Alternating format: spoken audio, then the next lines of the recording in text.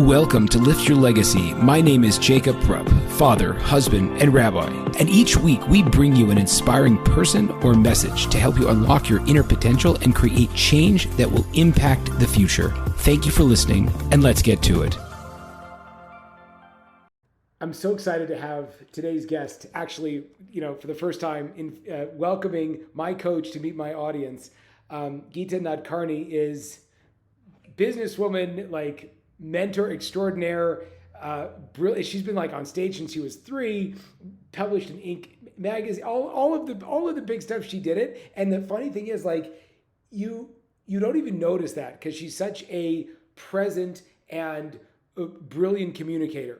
I know I'm saying this in advance so that she might not acknowledge it, but that's one of the things I want you to notice is her presence, her state of mind, her clarity. I worked with her for 6+ months, I think, but the way that she's able to communicate her messaging and her ability to really relate to people, I think is very evident. And I'm very excited for you to learn from her the same way I have. And with no further ado, thank you very much for joining me. Okay, I am super excited and only slightly nervous about this. I've all friends, neighbors, relatives, colleagues, they're all hearing about what I've dubbed my Rebbitzin, which is like my female rabbi. I'm like, don't worry, she's not Jewish, but not yet Jewish, but an absolute game changer for my life, for my business, and someone who over the course of, probably about half of a year has become a very, very close friend and mentor for both myself and my wife. So I'm thrilled to have on the mystical legend, Geeta Nadkarni. Thank you for being here. Thanks for having me, Jacob. I just want to bottle you and carry you around. This is amazing. I'm discovering my whole, so much of my philosophy is apparently Jewish and I never knew. So this is a huge win for me. Taking credit for things that we might or might not have done. So Geeta, so people who is this lady and how did you find her? And I said, I found her on Facebook, which sounds like super shady. But the interesting thing is somehow, and not somehow, because now I know it's a system, you are so dialed in. When I watched your so cheesy video, I was like, holy crap, this lady's nuts. And then I'm like, her energy's pretty good. Then I'm like, okay, I'll get on a call with her. And literally, I tell people like this, literally every single time you start talking about engagement with you, I just shut you up and give you my credit card number. And then some large chunk of money disappears from my bank account. So how did you develop this unbelievable skill of speaking to the soul and the mind and the heart of your ideal client? I got to know me. There's no more art to it than that. I think, honestly, one of the very first hypnotherapy session that I had with David, who is now your mindset coach. He's still my mindset coach. He coaches our clients. I was up on stage, and I'm built for stage. I've been on stage since I was 3, but there's always this push-pull of, performance, right? Performance requires a mask. It requires a certain energy. There's a certain level of authenticity and a certain level of artifice. And at least that's how I had previously understood it. And I had these goals, when we had done this, I was in a light trance, and the question we had sort of posed to my subconscious is what do you see as your future? What is it that you want to do? And the vision that came from that, the image that came from that question was me standing on stage in front of an arena of, 10,000 people. It was a huge arena, bigger than I've ever done in real life. And I remember standing on that stage, and the feeling I had was I was telling them my truth, but I was not telling it in a way that I'd ever done before. I was not telling them my truth in a way of I don't care what you think. I'm just, I'm here, I'm going to tell my truth, and the heck with you, right? Whatever you think, that's your business. It wasn't that. It was, I love you enough to give you all of me. I love you enough to tell you my real truth, the real part of me that's super vulnerable and raw and open and willing now, which maybe didn't used to be willing before. And I'm telling it to you in such a way that you can have it on your terms, which means you don't have to like it. You don't have to agree with it. You're under zero obligation to like me because I have filled up. That cup of mine is full. So now I'm so full that I can be with you in your truth and we can share truth. And I was like, I remember I was bawling in real life. Like when I felt that energy, it was all the things. I was like, I will do anything to live like that. And that sort of started the journey of that led to Impact with Influence. So now when I write my messaging, I'm always trying to recreate that feeling. And I know that when I put myself out there, I'm a beacon for my people. And you're my people. So that's why. So I was wanting to sort of dive into the history of how you built this, but I want to just pause that for 2 seconds and look at the two core ideas that the more that I do the work that you suggest, and the more that I speak to people that come from the world that I come from, which is the rabbinic coaching counseling world, the more I realize that is impossible. Just like when you might watch a pro boxer or a pro sports player of any kind, you're like, oh yeah, I could probably do that. And then they're like, you can't even pick up the ball, right? So you mentioned two things. One is the ability to know yourself well enough and have forgiven and accepted yourself enough to actually say what's actually true. So knowing it and being comfortable to say it, that's one level of greatness. And the second thing is knowing and giving yourself, like you said, permission. And this is something that I've like you've heard me die on calls with you on this thing. Give yourself permission to actually want what you want. So such a huge piece. How do you do it? Like, what's the secret there? There is no secret. The practice is so simple that it's kind of mind-boggling. It's available to all of us. The secret, if anything, is it's only a secret because I think people don't want to hear it. The secret is that it's a practice and it takes time. And those are truths that people typically don't want to hear. And so they don't hear them. And they're like, no, but tell me the real secret. Tell me the thing, the hidden thing, the button that I can press that will make them, the reality will shift completely. And the fact of the matter is, I've found that these kinds of profound shifts, they're very quiet. I mean, sometimes you'll have this huge like whoosh epiphany, and you'll have this like big light go off, and that happens. It's not like it doesn't happen. It's happened to you. It's happened to me. It happens all the time. But a lot of the actual transformation I find is very quiet. It's not showy. It's a knowingness. It's kind of like it's almost like you don't notice when it happens. Like, how when you watch your kids grow, you don't notice that they're growing until one day the tank top that used to be a dress is now like a midi top. And you're like, wait, what? Like, how did you get that tall? It's like that. I feel like this kind of transformation is like that. It's very quiet. You sometimes miss them. There's no one moment. It's a series of moments that compound. And then suddenly you're on the other side of it. And you look back and you're like, whoa, cool. Like, you make, I love the way you talk about it. You make me sound like I'm this like totally evolved rabbinical person. I'm not. I'm a real person. I have bad days just like everybody. I still get touchy with my kids when I haven't eaten breakfast. Like, I'm not perfect by any stretch of the imagination, but I don't feel alone in the work anymore. And I think that gives me a lot of courage. It gives me a lot of strength, and it gives me a lot of staying power because I understand what I am plugged into. It's infinite and it's for the highest good. And so there's no way for it to fail. Like there's a part of me that feels like success is inevitable. So if I trip, if I fall, if I bumble in the dark, it's no biggie. It's not the end of the world. It doesn't mean anything. It just means I stumbled into something. Now the question is, what do I do with the something? Do I use it to beat myself up and take myself out of the game, or do I use the something as an opportunity? So one of my affirmations that I kind of repeat to myself on the regular is, I am determined to see. So what I realize is that the bigger your vision, the more expansive your goals become, the bigger your ambition, the less control you're going to have over the process, and the more you're going to have to move in darkness.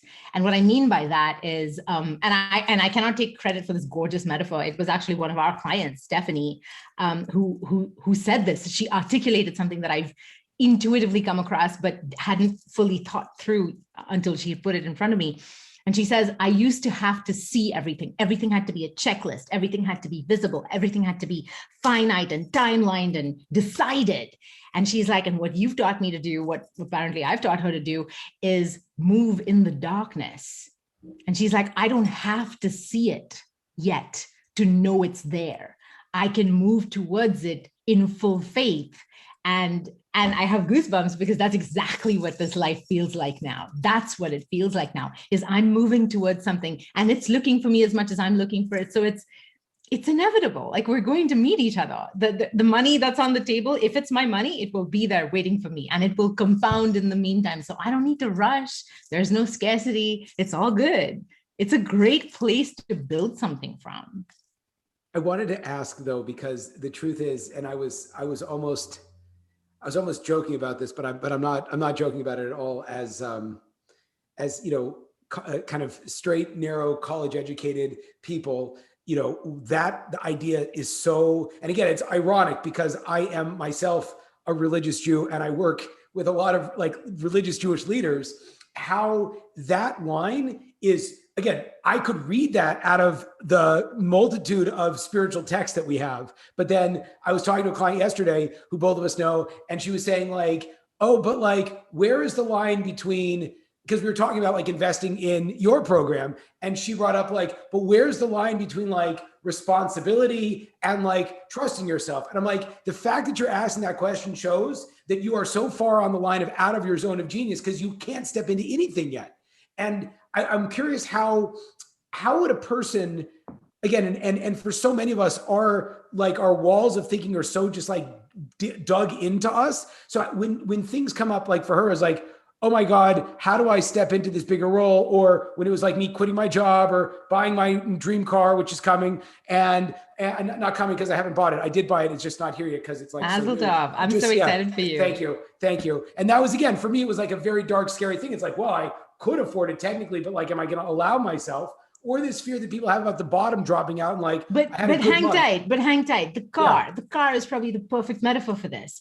Most people, when they're worried about stepping into something, there's a story that is hidden under the surface. So they don't know what the inhibitor is to stepping into it. Their conscious mind is like, well, heck, of course I want this. Just like you absolutely wanted this car. It's a childhood dream. This is what you have always craved. This is the marker of success, yada, yada. You know, for some people, it's a revenue goal. For some people, it's a freedom goal. It's like buying a beach house, like whatever it is. But our subconsciously, there's a feeling, and I really think it is a feeling, it is a sense that whatever we will have to pay to have this payoff is too much. There is something we're going to lose that far outweighs the gain, right? And most of us have absolutely no idea what we actually feel in conjunction with what we crave. And so the practice that I get you to do, and then I get all our clients to do, is the want journal, right? So we create a safe place, a sandbox, if you will. It's pen and paper, people. Like, this is available to everybody. You don't need anything fancy. And you ask yourself a series of questions every single day, and you give yourself time. Most of us, whatever it is you think you're running towards, what you actually want is time. You want freedom. You want space. You want expansiveness. So give yourself that in the present. It is available to all of us, no matter how many children you have, no matter how early they wake up. There's a way to set those. Like, you may have to work to set those boundaries around this time. I have sacred time. My whole family knows, don't bug mama during sacred time. If that journal's open, don't talk to her, right? Like, that's the way it works. So you have to get in touch with wanting what you want. And then we have the clarificator, which is a process, a tool that I invented for myself, really, to get to the root of my own crap. For free for everybody. It's so fun. I'm like, I love that. For this. You get it. Yeah, right. Like use the clarificator. I made it available and I encourage our clients. I was like, as long as you credit me and just like say that this is where you got it from, put it in your programs, put it out in the world. I want as many people as possible to have it because it absolutely changed my life. And because it helped me know my own deal. For you, Jacob, let's coming back to the car, right?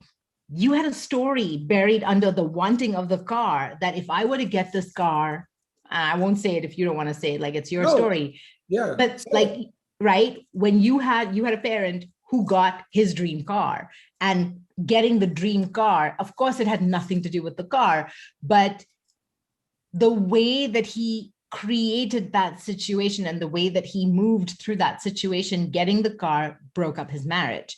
And so deep down in your subconscious, dream car equals tremendous unbearable loss, right? Like it means that you're going to break up your family. It means that you're going to lose people that you love. I mean, the interesting thing was also, I'm sorry to cut you out because I have to cut you off, but I think that that's also really fascinating is that when we go back and examine a lot of these childhood stories, I read in, you and I are both deep disciples of Gay Hendricks in his book, Conscious Luck. He has this thing where you write down that was then and this is now. And then you have to tap that was then. And then you have to tap this now. So I'm like thinking about, we all have these like negative beliefs around, I'm too fat, I'm unlovable, I'm never gonna have enough money. And you realize like that was imprinted sometimes in your own life or even by earlier generations. And that crazy thing was, I'm thinking even just now, you said it, it's like my dad spent the money on the Porsche when Porsche, right? Spent the money on the Porsche. Everyone with a Porsche like makes that clarification and whatever. Thank you for, I would not have known. Stuffy I ride Jones. a bicycle. Like my dream car is an Odyssey. That terrified me. Like, oh my God, who is this woman? But anyway, but the idea was that my dad took an inheritance, which by definition was a fixed amount of money, right? He didn't invest, he didn't grow it. He just took this fixed amount and then blew it on the car at the expense of his family. And so the fact that I could make as much money to buy the car next month also, or maybe not in 1 month, but 2 months maybe, that itself, I didn't even pick up that like that was then and this is now, and letting yourself step into that. And just, again, this idea of like, I can't tell you, I don't know if you have this, but like, maybe it's just my clients, but I ask my clients who are trying to build a coaching practice, like, what do you want? And they're like, what do you mean? I'm like, how much money do you want to make? They're like, it would be nice to be able, I'm like, to pay my bills. I'm like, slow down. You think that what's going to motivate you is just not going more and more in the hole every single month. They're like, well, they don't give themselves this permission. What would it be like? What would it feel like? 100%. Yes. Yes. It is. But this is exactly what holds us back, right? This is what holds us back because we don't have enough, the goal, the future isn't big enough to then feed us because we are nourished by the vision. If the vision is mere survival, then how much energy does that actually give you in the present to overcome all the crap you have to overcome to get anywhere near the vision? Not a whole heck of a lot. But if the vision is genuinely, and I don't mean grandiose, I don't mean that. It doesn't have to be like $1 billion or whatever. Like it doesn't have to be anything that maybe is meaningful to other people. It has to be something that lights you up, like that literally you feel electrified in your body. And if you don't feel that yet, it's because you haven't found it, in which case you need to get a journal and you need to get a pen, people, and you need to sit down and want what you want and practice that, because we've been taught, and a lot of religions, I'm sure this is true in Judaism, or it depends on how it's practiced and who you learned it from, right? There is a built-in inhibition built into most structured religious ways of thinking, which is you can't be trusted. If you were given actual freedom, you would totally screw it up. I don't know if I told you this, literally I spoke to we're going to get into this also. A path post is coming about this guy. This guy is a deeply educated leader of hundreds of people. I have actually now 3 people that come to mind. And literally I said, what do you want? Because people know, I mean, just candidly, like I'll take a guy that's a rabbi or a pastor, clergy, therapist, whatever you want, and I will build them so you don't have to survive off your 6-figure income if they're making 6 figures, which they're probably not, right? And I'll say, look, I can get you 10 extra grand a month in coaching, 20 extra grand a month. I'll scale them up to 20, 30, 10, 20, 30 grand. Then the idea would be to pass them to you so that you can, like you do with my business, expand it, pass the, whatever. Well, maybe you'll speak about that. But But I'm asking them like, what would it be like for you? And literally they told me, this guy literally told me 2 days ago, he said, anything I want, I know is just a reflection of my darker side. So I can't allow myself permission. That's why. Like, how do you inspire people? How does that work? That's like a tragedy for him, tragedy for the students. Yes. Yes. But it's the fact that he can see it now, the fact that he was able to articulate it, and the fact that he has someone like you in his life to pull it out of him, he manifested that, which means he may be, and maybe not, he may be ready to examine that and release it. Because the biggest fallacy, think about it, right? If God did create you, you can't have it both ways, people. If God created you, then either he screwed up and made you broken, which doesn't make sense, or you're perfect and you've misunderstood. Well, which makes more sense. Right. But I think that's that part of allowing, I think is so. It's terrifying. We've been taught to fear it. We've been taught to fear, we're programmed to fear it. And, even Jacob, in the way that you described your father, he had an inheritance, a fixed sum of money, and then he blew it. Those were your exact words. I pick up on nuances like this on a Porsche. Right, he blew it, and then he didn't feed his family. He didn't invest it. I don't remember exactly if you said he took it away from his family or he just like messed it up or something. But that's one way to look at it. So because it was seen that way, and perhaps he saw it that way, that is what happened. Right? He expected that, like that deep down. And I mean, not consciously. Consciously, he was like, I'm going to get a car. This is going to be so cool. I'm going to drive around and feel so good.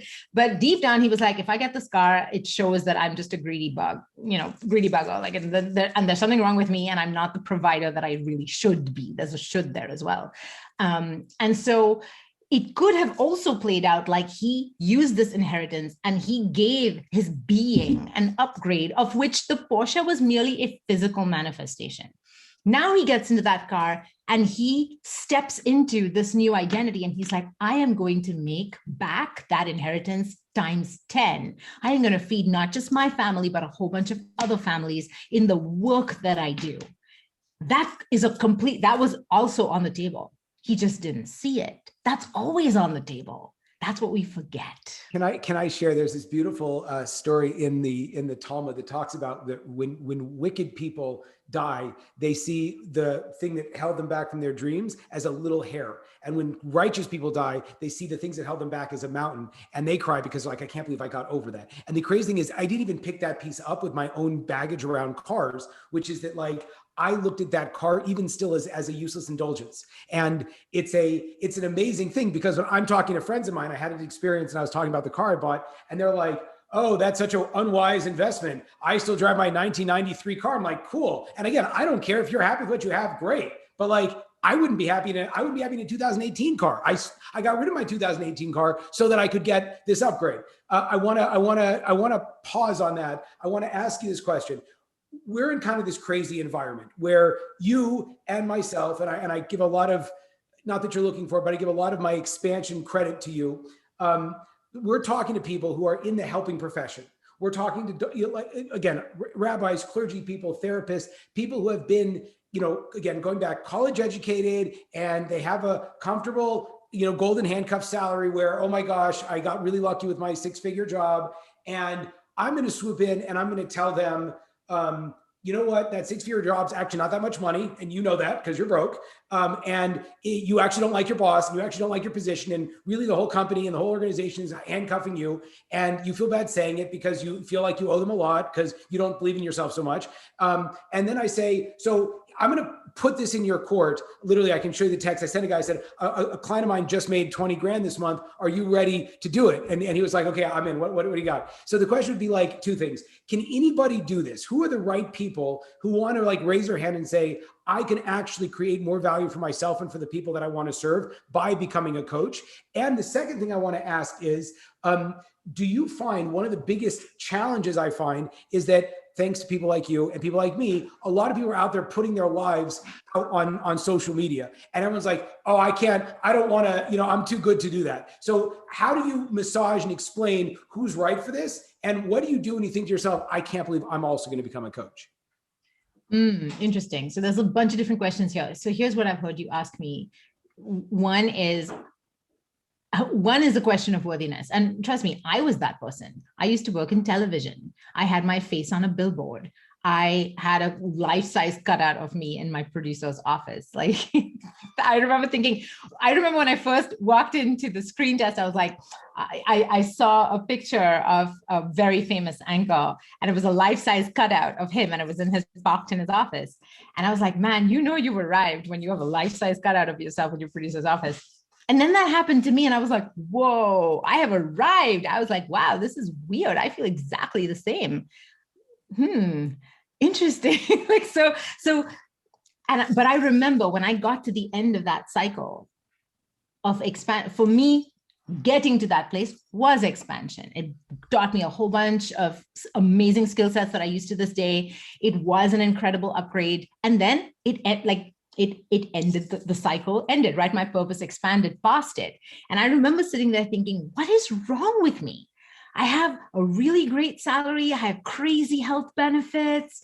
Like, people love me on camera. Like, I have everything that anybody could possibly want. And I don't give a rat's ass. Like, I literally could not care less. I want something real, but I don't know what that is. And I didn't know what it was. I did know that I wanted to make a difference. And I did know that I was getting increasingly disenfranchised with news media and like the fear and adrenaline and scarcity and all this other crap. And I was like, I don't want to be a part of this. This is not what my life's essence is for. But I'm like, do I dare walk away from this? And then I remember trying to do what one of my family members has done, which is, her whole thing is, I make money at work, and that fuels my passions, which are outside of work. I am not such a complex creature. I have a speed. I have two speeds. I have out cold and very fast. Like, that's all I do.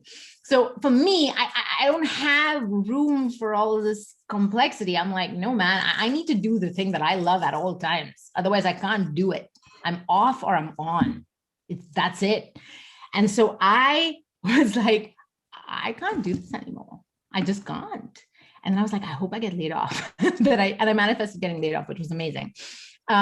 So I've been that person. So I can tell you what, I talk about the continuum, right? And the way I look at it is like, think of this as the sweet spot. This is nirvana, where you're like evolved and you're living every minute of every day in full purpose, and you're serving, and that's where you want to go. This is hell. This is where you're a victim. You're in handcuffs. You bitch and complain, but you don't do anything about it. You're very attached to the pain. So right here is where you're really attached to the pain. This is the sweet spot where you've had enough of your own crap and you're ready.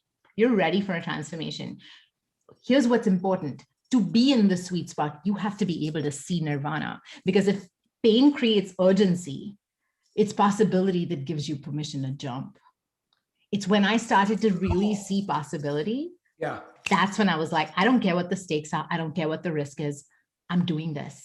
If I die trying, it will be worth it.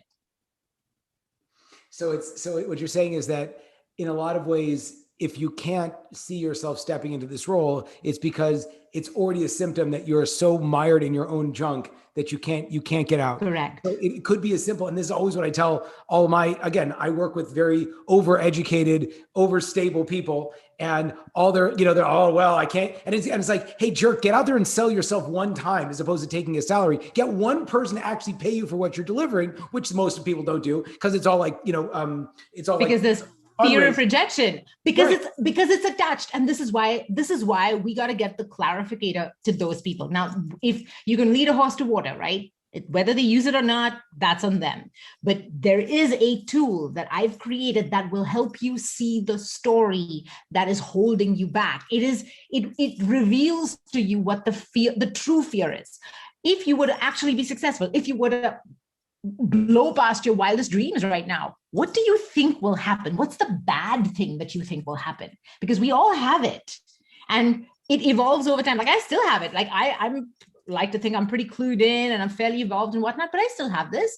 This is just, it's a glitch in human consciousness. It is the thing that we're cleansing from the collective. This is the work, right? So I've stopped looking at it as, oh God, like what is wrong with me? Like I still believe this crap. I'm like, oh cool, new set of beliefs to work on. If I clean this out in myself, then I get to pass this on and pay it forward to everybody else. This is the work. This is why I get paid. So I don't get mad when I find crap in my consciousness anymore, because I'm like, that crap, it's gold. And I have, $1 million in the bank to prove it. So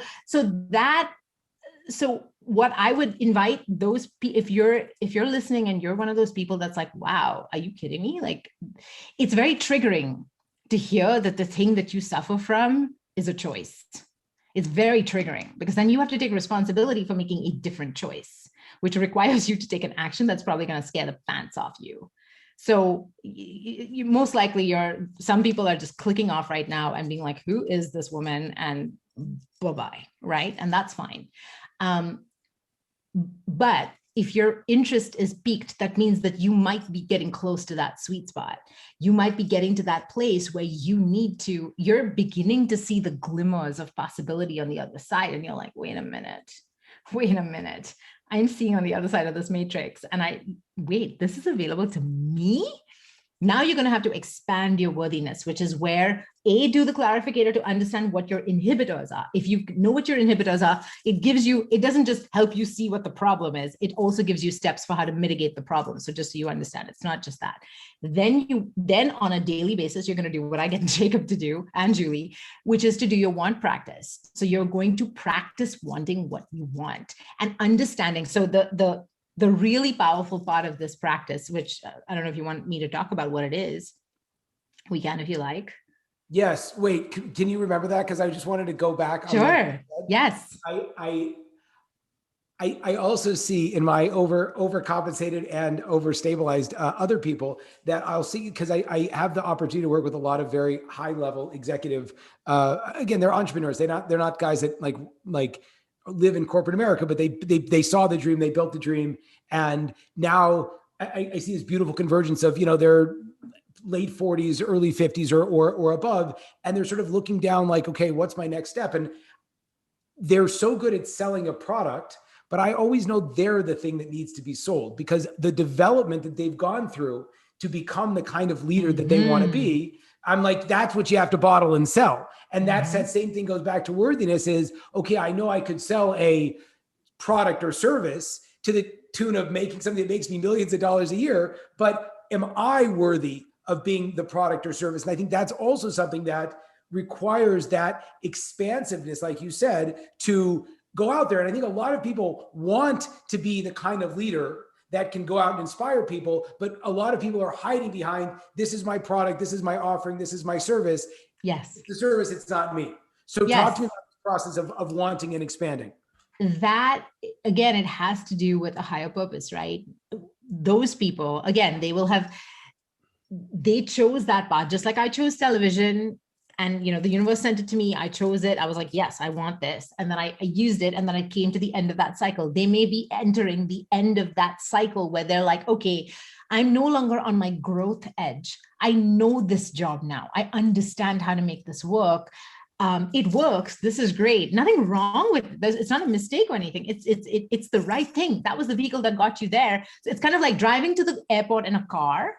You don't fly to the airport, you drive to the airport, and then you get in a plane. It doesn't make the car wrong because the plane goes faster or goes higher or does a different function. So the judgment is the problem. Like I find that oftentimes that's the problem. It's like you fall on your face and you're like, oh man, this confirms this thing that I believe about myself, that I hate about myself. That's the issue. It's the story that happens after the trauma or the fall or the whatever. If you didn't have that story, look at all the people that you're truly inspired by. Those are the people that fall constantly on their face, get back up and keep smiling and somehow make the fall fun for themselves and for other people. And you're like, how the frick do you do that? I want that. If you can do that, people will buy that forever for any amount. It is the real thing that I think all humans crave, because it is freedom. That is freedom. Freedom to be able to do anything and be loved anyway. freedom to be able to have fun no matter what. Like that's free. That's freedom. That's freedom bigger than money, right? So I think that your people, they're ending their phase of like, I know how to be a CEO now. I'm no longer at my growth edge. These people especially, I would think, need to be at their growth edge to feel vital, to feel valuable in this world. And it's terrifying to think, okay, now I'm going to be some kind of rabbi to people. I'm going to be some kind of leader to people. Like who am I worthy to lead? Who am I? That's I Who get am this I? guy, It's this really guy, that.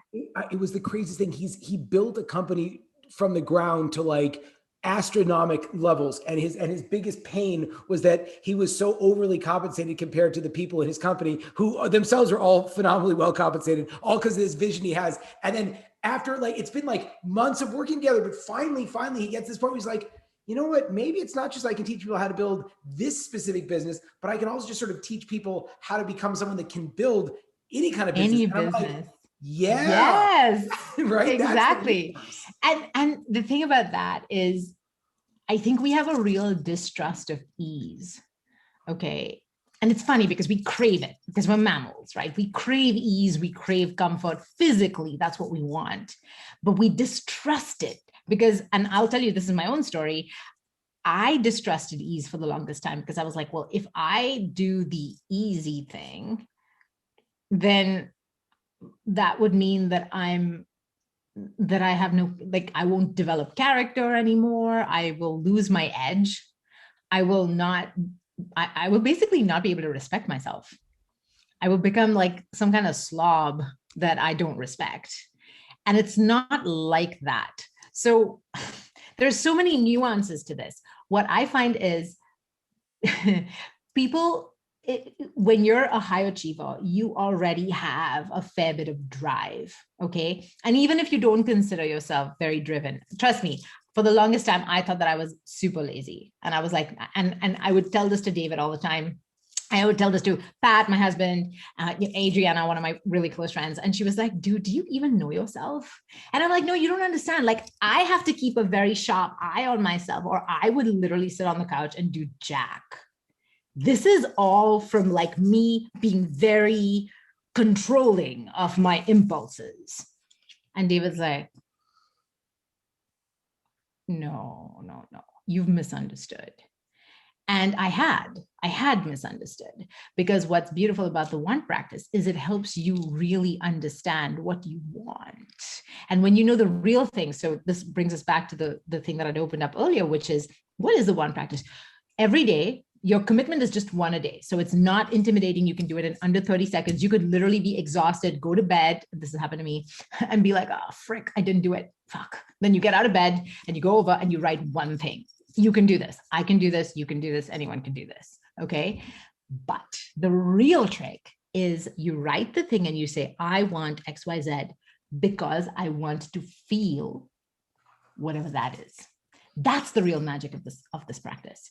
It's not the thing that you want. That's just the vehicle. That's just the box that it comes in. The real thing that you want is whatever's at the end of the I want to feel sentence.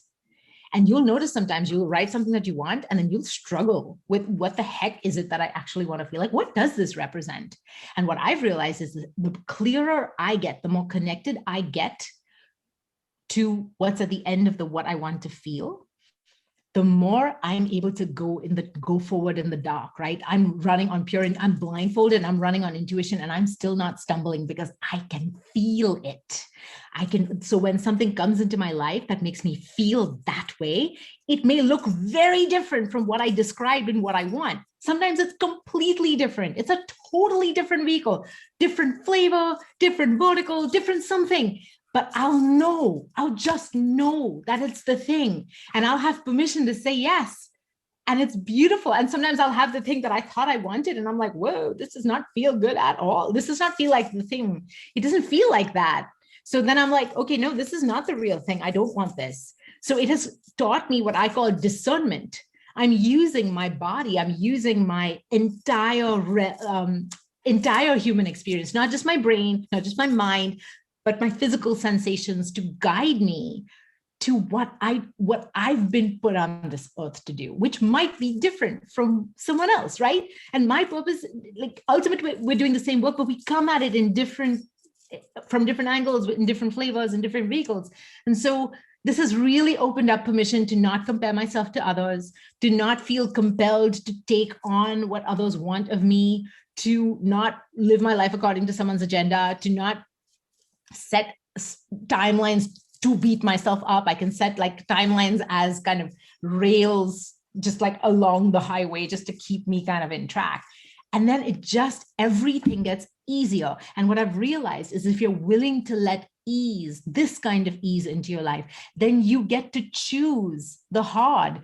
And like a good example of this would be if you don't have a lot of decision fatigue from beating yourself up constantly about, did I do the right thing? Did I do blah, blah, what, like, if you're not doing that to yourself, all of that energy is now yours, right? You have it. You can create something with it. You can pour it into creation, or you can take that same energy and go and do a really high intensity workout. That workout is hard, right? You're like, heart rate's at 197. You're like, I'm going to die. This feels awful. But underneath the awful, if you're actually if you're actually present for all the sensations, there's an awfulness from the lactic acid buildup and all that. But there's also a joy and an exhilaration and a strength feeling to it. That's what I mean. If you can always, then you know it's the right thing. And if that is missing, then you know it's not the right workout, or you picked the wrong day to do that workout. Does any of this make sense? Like, these nuances are what I live for. They're my guide. I wanted to allow a little bit of time for you to discuss, if you could. Again, someone asked me, was it yesterday or a couple of whatever, like, oh, so like, how's your business going after you join this big course? And I'm like, well, I don't know, like, about 2 years ago, I was $50,000 in credit card debt. I just bought my house. I don't know if this is my car. I'm doing the work I want. I love what I do every day. And I'm making more money in a month than I was making in a year, about a year and a half ago. And I give, and I'm not just, putting this on if I didn't believe it. Like, I give the credit to you and the credit to the vessel and the vehicle that you've built, which was your course, Impact to Influence, and the team that you assembled, and to you, of course, as the great mastermind. So maybe if you could tell, again, I'm in the coaching industry. I know 99.9% of it is a waste of money and smoke and mirrors, and just helps broken people go broke trying to break other people. Wow, we should patent that one. So like, I think that when again, personally, what do I know, as just besides someone that spent thousands of dollars on different courses before, as someone who's built the course, what makes your course different, and who is it for? Whoa, the course, I don't even know. So again, I tell you, I'm really binary and I'm super simple. So my filter for everything that I do, for the people that I hire, for the way that we run things, the decisions that we make on the daily, my simple filter is, would I buy this? Right. So when I built Impact with Influence, I needed to build something that I would buy, that I would be happy to spend tens of thousands of dollars on, and feel like I got my money's worth and then some, right? Like, that's it. That's the simple fact. Like, you look at all my messaging, you look at the videos that we make, it's like, would Geeta buy it? Like, this is my filter. Would I buy? And if the answer is no, it's not there yet, or we trash it. No big deal. No big deal. My ideas have ideas. I have no problems with ideation. So what makes us different is, and I'm sure there are others who do this out there. I have no idea. I cannot believe that I am the one person who has figured something like this out. This belongs to everybody. But what makes the program different from most kind of online programs, coaching courses, or whatever it is out there, is that it's a hybrid. It is I don't like to choose. One of my philosophies in life is both and, yes and, right? So I looked at I practiced the same discernment. It's like, what specifically do I not like about groups, and what do I love about groups? What specifically do I not like about one-on-one, and what do I love about one-on-one? What specifically do I like about mindset work, and what do I not like? And I asked myself all these questions, and I discerned my own preferences around these things. I think mindset is everything, right? The way you see something determines the path that you take. It determines the experience that you have. The same thing can happen to three different people, and they will have three completely different experiences from the same incident because of the way that they think. So mindset is everything. But a lot of the mindset that I see out there under the word mindset is like rah, fake positivity, which has its use, but it's limited because it only uses one aspect of your being, and you're leaving the rest of your power in the dark, and you're judging it on top of everything. So not only are you cutting yourself off from it, but you're like burying it, and it always comes out to haunt you, because it really does. So what we do in our program is we invite in all parts of you, the parts of you that you hate, the parts of you that you feel. And I know to do this work because it is exactly the work that I've done myself. So I challenge somebody to bring me something I haven't seen before, because I want it. I want to be on my growth edge.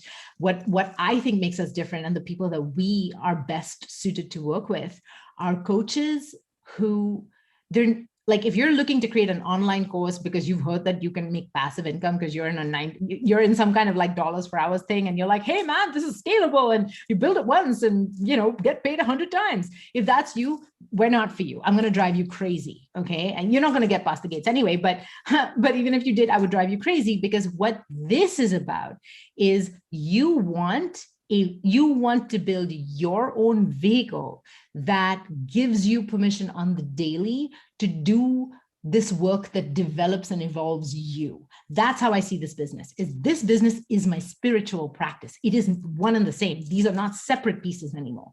All of me has come home. This is where we live, right? This is where we live. So if you want to work with, I believe that the clients that we screen for is, are you wanting to build a business for some earlier version of you? So again, come back to the continuum. You might be here.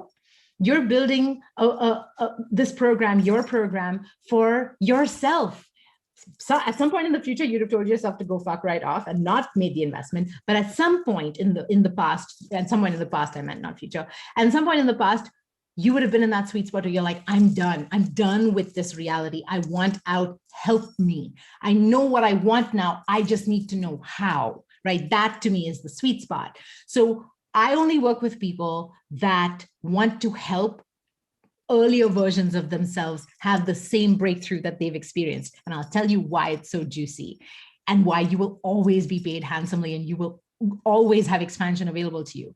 Because the reason we're drawn to this work is because healing others is a way of healing self. When you experience somebody else having the same breakthrough that you had, you re-experience the breakthrough, except you're already different. So now the breakthrough is a little bit different for you. It gets deeper, it gets more nuanced, it gets juicier.